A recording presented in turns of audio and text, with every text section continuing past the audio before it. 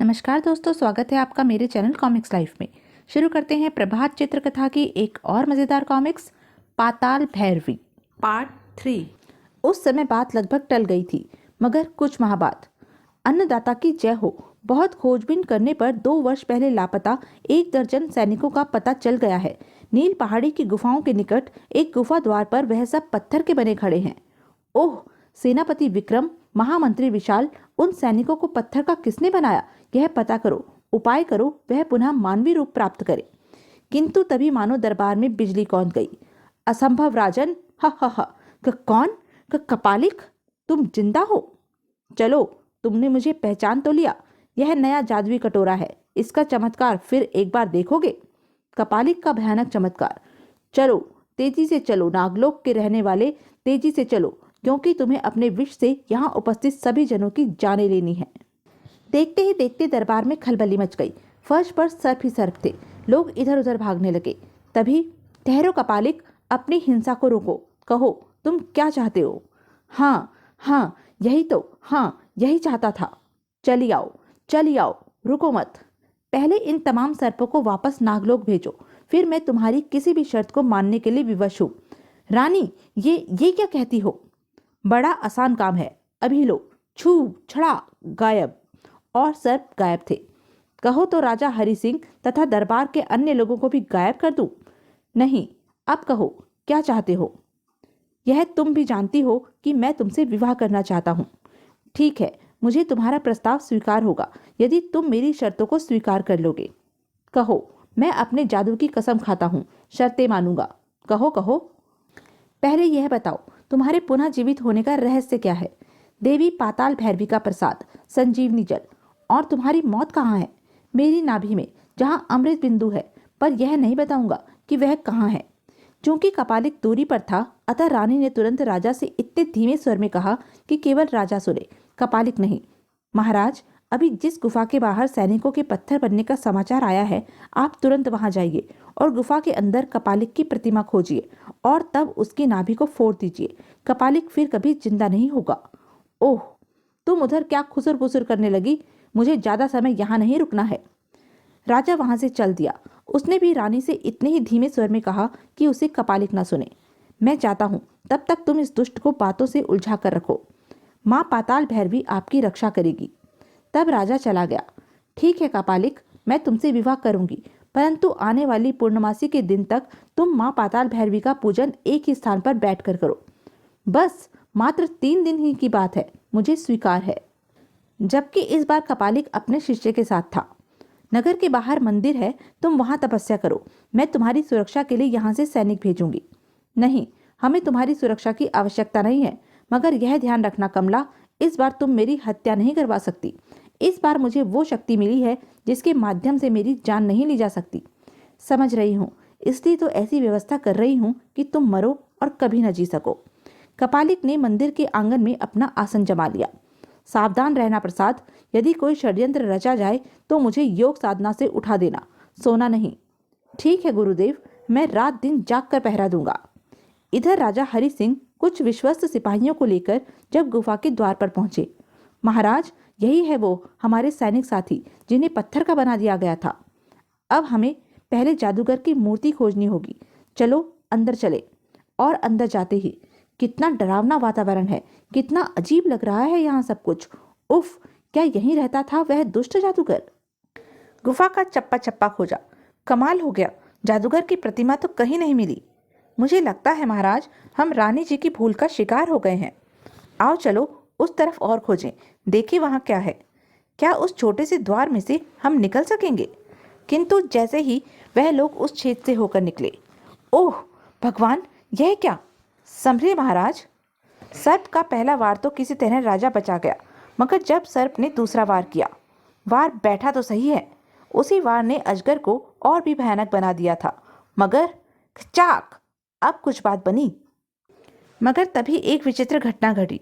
अजगर की जगह देवी खड़ी थी। डरो मत राजन, मैं देवी पाताल भैरवी की सेविका हूँ। मैं तुमसे प्रसन्न हूँ। कहो, मैं तुम्हारी क्या सहायता कर सकती हूँ? ओह, राजा ने अपने आने का उद्देश्य उन्हें बताया। तब तुम उस रास्ते से आगे बढ़ो, वहाँ एक भीमकाय प्रतिमा है जिसकी टुड्डी में लाल हीरा है। वह हीरा निकाल लो, उसी में जादूगर की जान है। यह वरदान अभी हाल ही में उसने सांवरी से पाया है। धन्यवाद देवी। इधर तीसरा दिन आ गया, पूर्णमासी का दिन।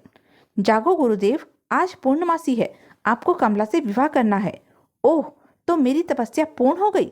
चलो, यह ठीक ही रहा, चलते हैं। अब कमला से कहेंगे वचनानुसार विवाह करो।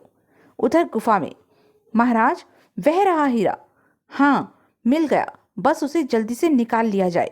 और हीरा राजा के हाथ में था। आहा, अब मेरे हाथ में कपालिक का जीवन है। मैं उसे जब चाहूं जैसे चाहूं खत्म कर दूंगा। महाराज, अब हमें देर नहीं करनी चाहिए। राजा के हाथ में हीरा आते ही दो बड़े महत्वपूर्ण काम हुए। पहला, अरे हम ठीक हो गए, भगवान की कृपा से हमारे असली रूप में आ गए। दूसरा, आह, यह क्या, मेरे पेट में यह भयानक पीड़ा क्यों? प्रसाद, मेरा कुछ उपचार करो, वरना मेरा दम निकल जाएगा। ऐसा पहले तो कभी नहीं हुआ। इधर राजभवन में, दासी, कपालिक को दिया वचन पूरा करने का समय आ गया और महाराज अभी तक नहीं लौटे। लगता है मुझे ही जान देनी होगी। कुछ और प्रतीक्षा कीजिए रानी जी। नहीं दासी, कपालिक को इससे ज्यादा मूर्ख नहीं बनाया जा सकता। यदि मैंने आनाकानी की तो वह सर्वनाश कर देगा। सारा झगड़ा मेरे ही कारण है। मैं ही क्यों ना अपना जीवन त्याग दूं। संध्या होने तक तो रुकिए। पेट दर्द से परेशान गिरता पड़ता कपालिक किसी तरह राजभवन तक आ पहुंचा। रानी ने उसका विवश होकर स्वागत किया। स्वागत है कपालिक, पेट क्यों पकड़े हो, क्या दर्द है? हाँ, मगर इस दर्द के बावजूद मैं विवाह का समय नहीं गंवाना चाहता। क्या तुम महाराज के लौटने तक नहीं रुकोगे? क्या वह यहाँ नहीं है? मुझे बताना होगा, कहाँ गए हैं वह? मैं समझता था वह यहीं होंगे। गुरुदेव, कहीं ऐसा तो नहीं कि रानी हमसे छल कर रही हो? कहीं ऐसा तो नहीं कि राजा आपकी मौत को खोजने गया हो? यह तो हमने सोचा ही नहीं। तुम दर्पण में देखो, राजा कहाँ है? और तभी प्रसाद ने झोले में से गोला निकाला और हड़म गड़म, जाल आल पाल, बता कहाँ है माल? महाराज हरि सिंह को दिखा। हैं? वह तो अनेकों सैनिकों के साथ चला आ रहा है। रास्ता वही है जो कि हमारी गुफा से आता है। उसे आने दो रानी कमला, विवाह का समय बीता जा रहा है। या तो जल्दी रस्में पूरी करो, वरना मैं तुम्हारे राजा पर जादू चलाकर उसे पत्थर का बनाता हूँ। नहीं नहीं, ऐसा न करो, मैं तैयार हूँ, आओ। तब रास्ते में, महाराज, क्यों ना हीरा यहीं फोड़ दें? नहीं, इसे ले जाकर उसी के सामने फोड़ूंगा, ताकि उसकी तड़प तड़प कर निकलती जान का आनंद ले सकूं। उधर राजभवन में रानी कमला की आंखों में आंसू थे। सब्र करे रानी जी। अब सब्र नहीं होगा दासी। न जादूगर मरा, न महाराज लौटे। यदि महाराज को जादूगर की प्रतिमा मिल जाती तो वह उसकी टुंडी फोड़कर जादूगर का अंत कर चुके होते। अब एक ही रास्ता है, वचन के अनुसार मैं जादूगर से विवाह करूं तथा विष पान करके अपनी जान दे दूं। यही एकमात्र उपाय है इस राज्य और कुल की रक्षा का, वरना जादूगर सब कुछ नष्ट कर देगा।